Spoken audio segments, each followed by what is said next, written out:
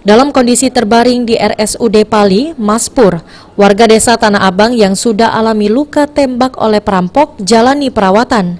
Kejadian naas yang dialami korban terjadi saat korban mengendarai mobil hendak membeli getah karet bersama temannya.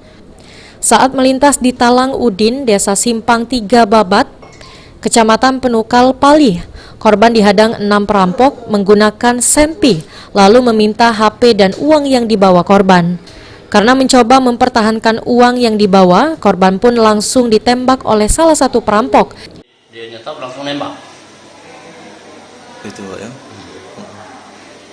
Sudah tuh langsung ini ngembek duit macam mana?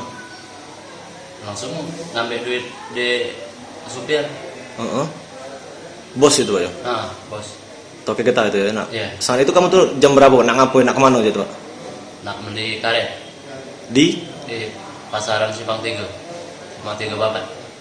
Itu lokasi kita tuh pas ditodong tuh di mana Pak? Di sekitar 100 meter, 200 meter lah lebih kurangnya. Dari TKP pasaran.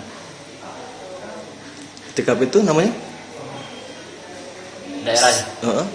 Lah masuk wilayah Simpang 3. Desa Simpang 3 Babat. Berapa Pak kira-kira total duit yang di dalam tas? 200-an. 200 juta. Aji, Pal TV.